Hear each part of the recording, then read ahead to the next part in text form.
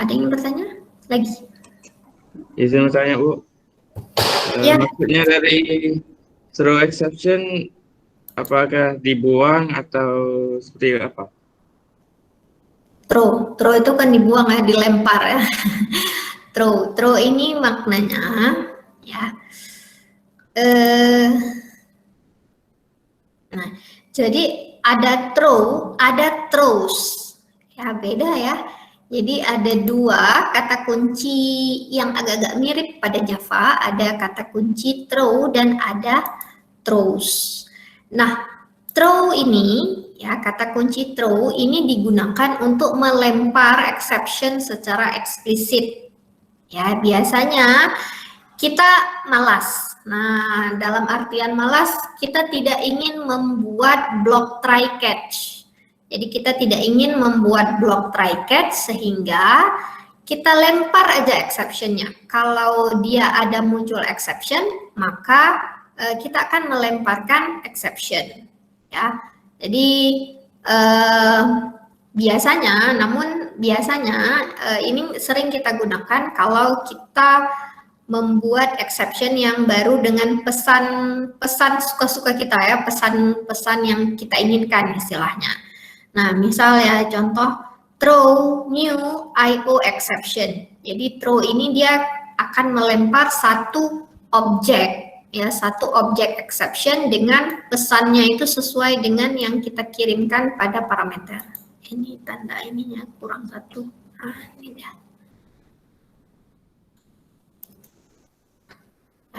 Jadi biasanya digunakan untuk melempar satu objek exception. Nah, sedangkan kalau throws, ya throws ini biasanya itu digunakan pada kelas. Biasanya juga digunakan pada metode. Nah, jadi kalau contohnya di sini, nah ini contoh penggunaannya pada metode. Maknanya apa? Ada suatu metode tertentu, ya ada tipe data return type-nya dan seterusnya, ada suatu metode lah intinya.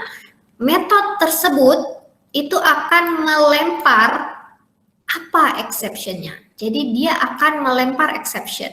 Maknanya kata kunci throws ini kita ingin menginformasikan kepada orang lain yang menggunakan metode yang sudah kita buat bahwa metode tersebut itu bisa menghasilkan exception.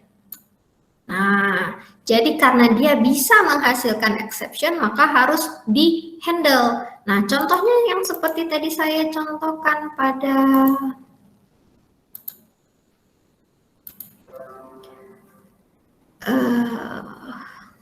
tadi ya.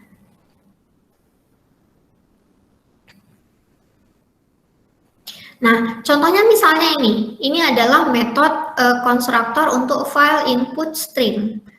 Throws file not found exception. Maknanya kalau kita ciptakan satu saja, kita gunakan metode konstruktor file input stream seperti yang tadi saya contohkan di sini, ya, kita buat aja satu objek dari kelas file input stream. Nah, kalau kita tidak handle, maka dia akan error, dia akan melempar exception file not found exception. Makanya di sini ada kata-kata throws. Jadi throws ini, ya, throws ini metode konstruktor ini akan melempar, ya, exception yang dinamakan file not found exception. Atau ada metode-metode lainnya, misalnya, nah ini metode read, ya, metode read di sini juga ada apa namanya, melempar exception, throws IO exception. Berarti kalau kita gunakan metode read, kita harus menghandle IO exception ini. Contoh ya, nah ini kan saya contohkan lagi.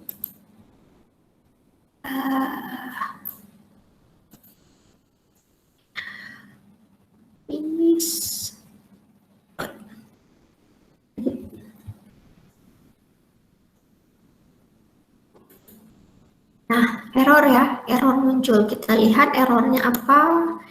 Unreported exception, java.io.io exception. Sama kayak error yang tadi. Ya, sama seperti error yang tadi. Kenapa error ini muncul? Karena metode read ini throws IO exception. Dia akan melempar IO exception. Jadi caranya gimana? Kita handle. Ya, kita handle berarti kita catch juga, tambahin catch di sini, multiple catch, IO exception IO. Nah, seperti ini, kita compile aja. Oke, errornya sudah hilang.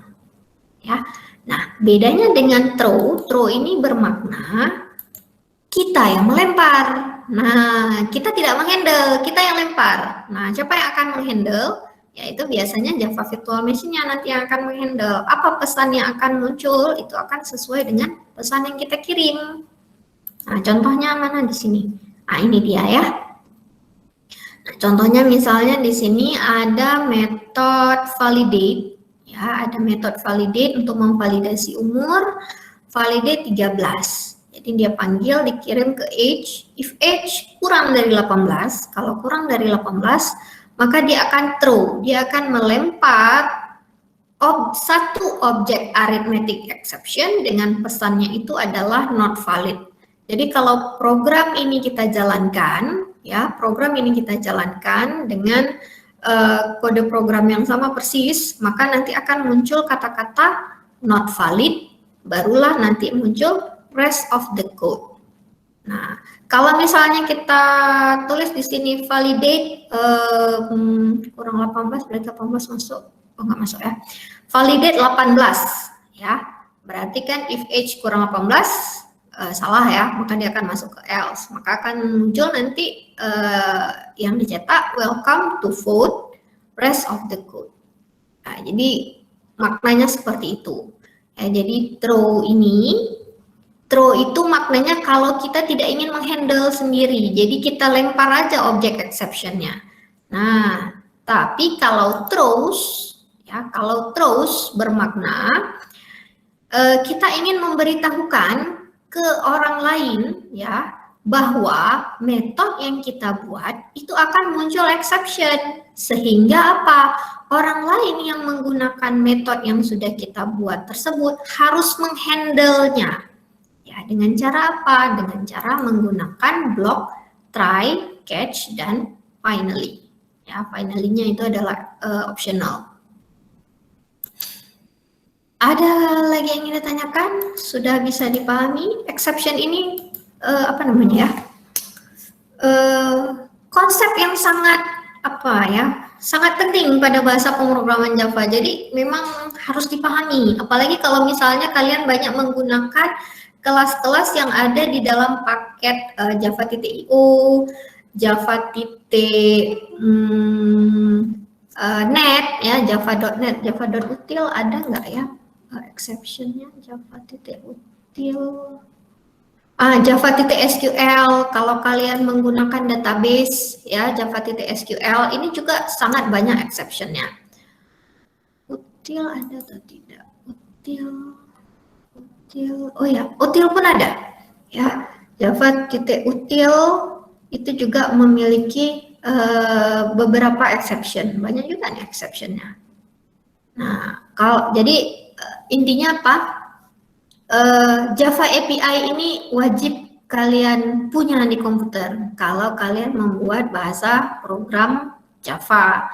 Istilahnya kan nggak mungkin kita menghafal ini semuanya, nggak mungkin ya. Jadi memang harus ada kamusnya. Jadi kamus Java API inilah di mana kita merujuk apa saja kelas yang bisa kita pakai, apa saja metode yang disediakan, bagaimana cara kita gunakan, apa yang harus kita handle exception-nya, ya. Jadi semuanya itu ada di dalam Java API. Ada lagi yang ingin bertanya?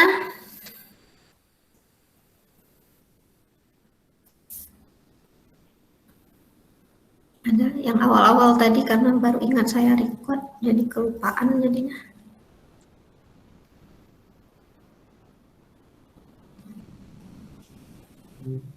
Ibu, Ya, finally kan opsional, tapi saya penasaran nih Bu, fungsi final itu apa? Karena kan dia kalau nggak ada error pun tetap dilaksanakan ya kalau nggak salah. ya, ada atau tidak ada error dia akan tetap dilakukan. Jadi alurnya seperti ini, ya. Finally ini jika ada program. Nah, program tadi ada muncul exception, ya, maka akan apakah dihandle? Kalau dihandle, ya apa yang dilakukan? Finally tetap dilakukan, tidak dihandle, finally tetap dilakukan. Exception-nya itu tidak muncul, finally pun tetap akan dilakukan. Ya, jadi memang finally ini memang sifatnya itu optional, tapi dia akan tetap dilakukan ada atau tidak ada exception. Nah, biasanya ya finally ini digunakan ini untuk proses seperti ini. Jadi untuk menutup connection ataupun menutup stream. Nah, istilahnya di dalam apa namanya, proses input output, ya, juga nanti pada network, ya, pada network itu ada istilah yang kita katakan, kita sebut dia sebagai stream. Nah, stream ini istilahnya data itu yang masuk, ya. Stream itu kalau kita artikan bahasa Indonesia seperti apa ya, parit ya kalau nggak salah. Ya, parit itu kan istilahnya dari rumah kita keluar tuh air keluar kan ke parit kan. Nah, jadi kira-kira seperti itu stream. Nah, jadi sewaktu kita ingin membaca suatu data, ya, suatu data. Nah, data tadi ya kita data tadi, nah itu nanti akan disimpan di dalam suatu stream. Nah, istilahnya seperti itu. Jadi kalau stream ini sudah kita buka, sewaktu tadi kita buat apa tadi objeknya, file input stream ya. Ya, nah ini ya file input stream. Berarti maknanya fish ini sudah menjadi suatu stream. Stream itu berarti tempat kita menyimpan data, tempat kita membaca data, tempat kita melakukan proses output data. Nah, stream ini ya harus kita tutup sebetulnya. Ini kode program saya sebetulnya masih tidak komplit. Seharusnya kita tambahkan finally. Nah, kenapa? Finally ini memang optional, tapi dia sifatnya ya gunanya untuk melakukan proses tutup. Biasanya tutup stream ataupun tutup connection.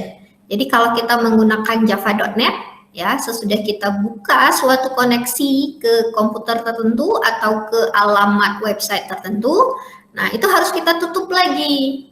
Nah, apa akibatnya kalau tidak ditutup? Ya kemungkinan besar nanti apa namanya ya, memorinya jadi tetap terpakai. Ya, walaupun udah nggak kita pakai pun memori jadi akan tetap terpakai. Jadi seharusnya sudah kita buka, kita tutup. Istilahnya kayak gini, kayak kalian buka keran air kan, keran air kan itu kan keluar airnya. Nah itu sebutannya juga sebagai stream ya. Nah, waktu kita buka keran air, nah itu harus kita tutup lagi. Kalau nggak kita tutup ya nanti airnya mengalir kemana-mana. Jadi istilahnya seperti itu. Finally ini memang biasanya digunakan untuk proses menutup, ya, tutup connection ataupun tutup stream. Ya, seperti itu, Habibie. Sudah bisa dipahami? Alhamdulillah sudah. Kasih banyak Bu. Ya. Ada lagi yang ingin bertanya? Ya, kalau ya ini memang saya menjelaskan konsepnya saja terlebih dahulu. Penggunaannya itu memang nanti kalau kalian udah belajar komunikasi data ya sama Pak Ari biasanya yang ngajar